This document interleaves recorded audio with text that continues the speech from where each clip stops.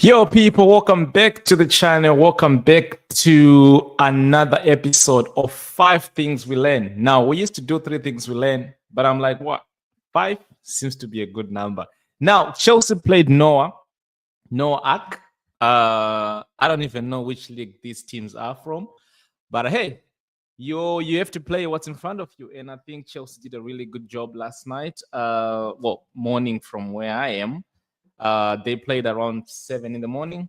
Yeah, man, it was a good game. I didn't do an instant review after the game because I was tired.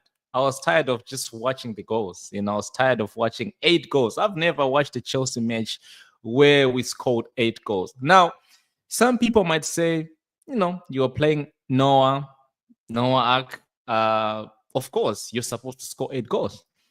So when we do score 8 goals, we need to celebrate it. Because I remember when I did the preview yesterday, there was people in my chat saying that it was going to be 4-0.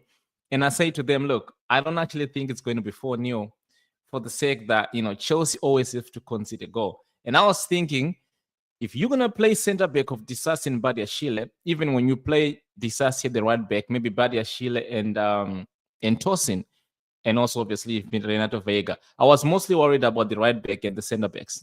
We know Renato Vega does well.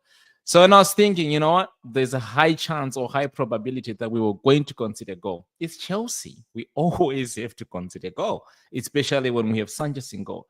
It doesn't matter even if it's Jurgensen or Sanchez. One of our goalkeepers always have to consider goal. Now, there's an interesting stat that I'm just going to put it out there before we play the match on Sunday, if you're where I'm at, against Arsenal. You know how they were saying Arsenal's got the best defense in the league? And also they were saying that Chelsea has got the worst defense in the league.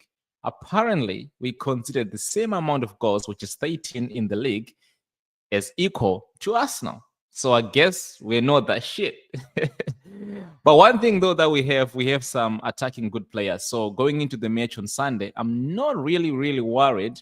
It all depends on how Arsenal wants to play. If they want to play, the dark arts football, it might be hard for us to break them because we failed to break Liverpool, we failed to break Nottingham Forest, and we failed to break again. What team was it?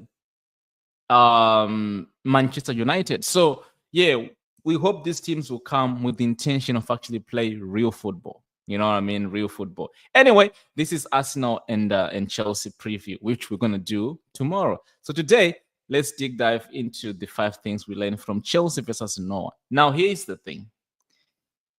Chelsea must win this competition. I don't care.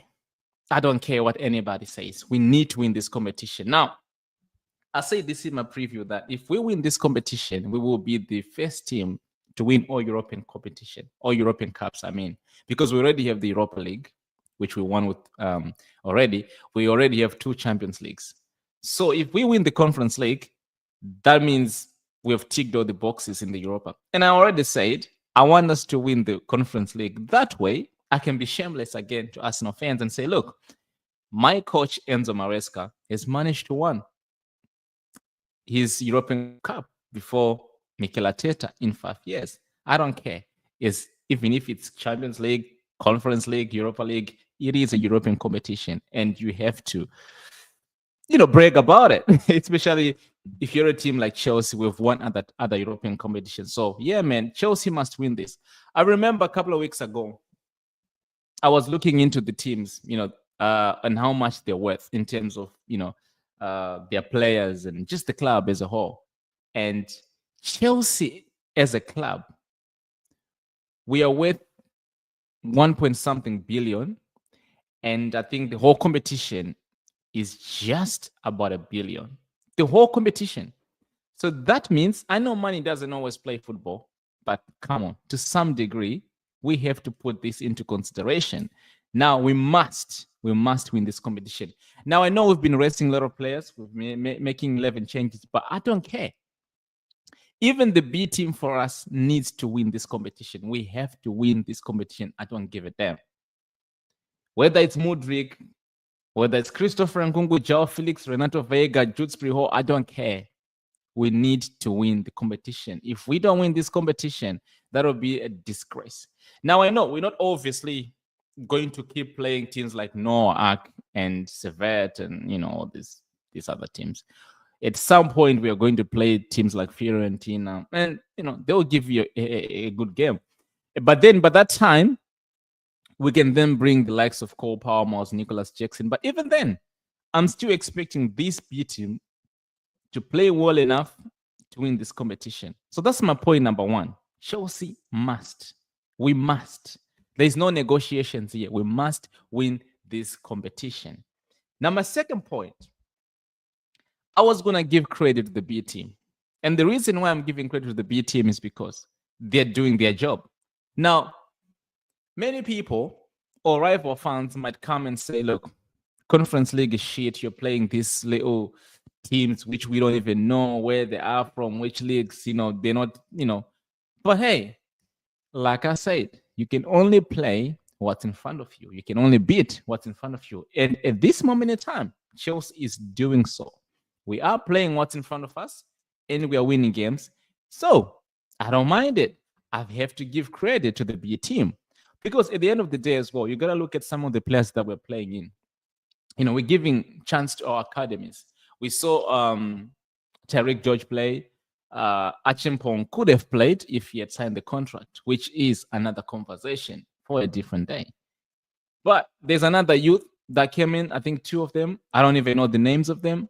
That shows you how this competition is also not 100% guaranteed for Chelsea to win, because we are playing our under 23s.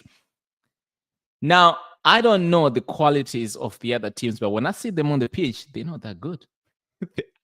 Especially to the game we played this morning against Noah. The amount of times they were losing the ball into their box, the amount of time they were losing possession, just giving to Chelsea. Chelsea scored, I think they scored 8 goals, right? And I think 5 of their goals were from set pieces. And Chelsea are not good in set pieces. That tells you how shitty the other team was. When Chelsea can score up to 5 goals, maybe I'm exaggerating, maybe 4 goals from set pieces, it shows you how bad the other opponent is. Because we don't score set pieces. This had a goal. Tosin had a goal. McGee had a goal. Now, I'm not saying these players are shit. No. I mean, talking about our players. They're not shit. But for them to score 5, maybe 4 or 5 set pieces, Chelsea don't score set pieces. We shit. We can't defend set pieces. We can't score set pieces. So for us to actually play Noah and score about 4 or 5 set pieces, it shows you how shitty Noah was. And look at the corners Enzo Fernandez was putting into the box. Those were not even real good corners. They were shit as well. But hey, I'm still going to give them credit though, because job's done. We move to the next level. You know what I mean? We move to the next team, which again, I'm expecting them to do their job and score. Now, my third point is to be for Maresca. I saw today, he's trying something new. A couple of days ago, we did a press conference and they were asking him about Joao Felix, and he said, like, look, I feel sorry for Joao Felix because I wish I could give him more time to play. I feel sorry for Christopher Nkunku. I wish I could give him more minutes to play in the Premier League. And then he mentioned that maybe in some games, you're going to have to play 2 10s. So what you do is, right, you're going to play 4, obviously 4 defenders, 1 inverted, and then you got 3 when you're overlapping or when you're attacking. And then the other left or right back, whichever the inverted fullback, has to make the midfielder of 2. So now you're going to have double pivot, whether it's going to be Caicedo and Enzo, or it's going to be Lavia as well in there. And then maybe you can play Christopher Nkunku and Joao Felix, or Christopher Nkunku and Palmer, or Joao Felix and Palmer, because you saw today he was using 1 striker, 2 wingers with Tariq George and Mudryk. And then on the center, when we were in possession, he was using Joao Felix and Christopher Nkunku. So maybe in the future, we are going to see more of that. I don't know which teams we're going to do, but most likely the teams that are hard to break. Excuse me, the likes of obviously the Nottingham Forest and those teams that obviously pack the bus. And Arsenal is going to be in one of those lists because they're terrible, and United as well. They're just they're terrible as well. Now, so it's good to see that our coach is not a one-trick pony. He likes, or he will, going to try new things as well. So it's good to see that. Now, my fourth point: should we see, or should we start, or should we start thinking of starting to, integrating some of our players into the first team? When I say first team, I'm talking about the team that plays in the Premier League. Now, is it time to integrate players like João Felix and Christopher Nkunku? Because I say this, right? Not every game is for Cole Palmer. Not every game is for Jackson. So should we see a situation whereby Cole Palmer should be substituted if he's not having a good day, maybe in like 70 minutes, and then we can see Christopher Nkunku on a 10 or João Felix in a 10? Should we start doing that? Because it's very sad. Again, I'm not saying that we've been playing world-class teams, but that's not going to stop me from giving credit to my players when they do well. I don't care which team they play. Because Christopher Nkunku has been actually excellent. He has been really good when he plays in the Carabao Cup, and maybe not so much Carabao Cup because we lost to Newcastle. But Christopher Nkunku has been really good in these cup competitions.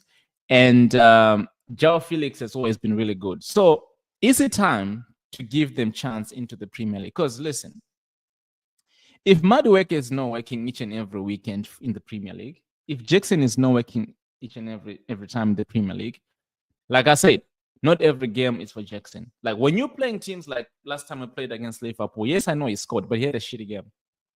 All right. When you play teams like Nottingham Forest, I think he scored again on that game, but he was having a shitty game.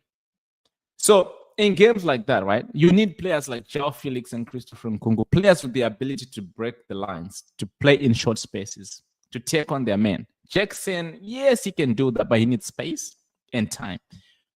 When Christopher Nkunku is too technical as well as João Felix, maybe they can be the one to try and break this, break these barriers in short spaces and actually maybe create chances. We saw what Christopher Nkunku did when we played against Bournemouth. We were having a shitty game. Jackson couldn't break them. And then Christopher Nkunku came on and he did something. Or maybe when Sancho start to come back, maybe it'll be better because now you can have someone who can actually take on their men and then maybe score.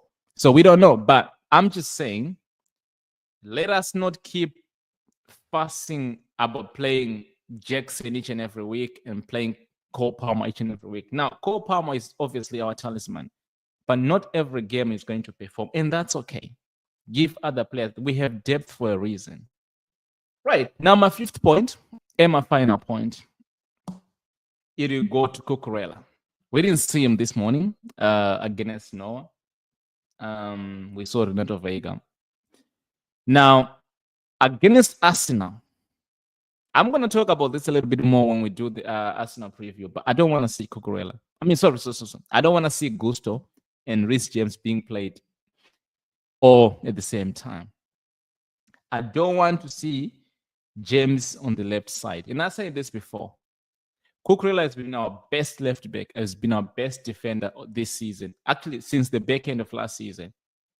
We need to see him. Last year, he played again when we played against Arsenal. He made Saka quiet. So I'm really hoping we could see Cucurella in there. And then maybe if you're obsessed with playing Reece James, which obviously every other fan wants to see Reece James, just play him for like 50, 60 minutes and then give to Gusto if you're again obsessed with playing Gusto each and every week. But I don't want to see Reece James on the left side and Malo Gusto on the right side. I need one of them. I don't care who, but I need one of them to be on the right side and then the other one on the bench. We have two right backs for a reason, to give each other time, not to play together. I don't want to see 4 center backs in a match. There's a reason why we say there's a left back, right back, and then center backs. Please, if you don't trust Cucurella, then I don't know what kind of players you can trust, because Cucurella is a good player and he's been showing that. Now, to keep his form, you got to play him. Because we don't know how long we're going to have Reece James for and Malo Gusto as well. So you got to maintain the balance into the team. And yeah, I would like to see Cucurella right there on the left side against Arsenal. But yeah, man, listen, this was just to say, let's not get over our head. I'm not trying to take anything away from the boys that played this morning. But at the same time, I'm also saying, let's not get over our head. We're playing Noah Ak. You know what I mean? As much as we were supposed to beat them, which we did, we shouldn't get over our head and thinking that we're going to transform that same, that same performance into Arsenal. No, it's going to be a quite hard game, and I'm expecting our players to turn up. Now, this is another thing as well. If you're the player that is being rested and need full energy, because Arsenal just played against Inter Milan. Again, we're going to talk about this more into the Arsenal preview. This one, I just thought I made it just because I was talking about Cucurella. But hey, credit to the boys. We move. This is our trophy to win. If we end up losing it, it's because we just don't want to win it. So yeah, man. Make sure you do subscribe to the channel, and I'll see you guys tomorrow when we do the Arsenal vs Chelsea preview. Peace.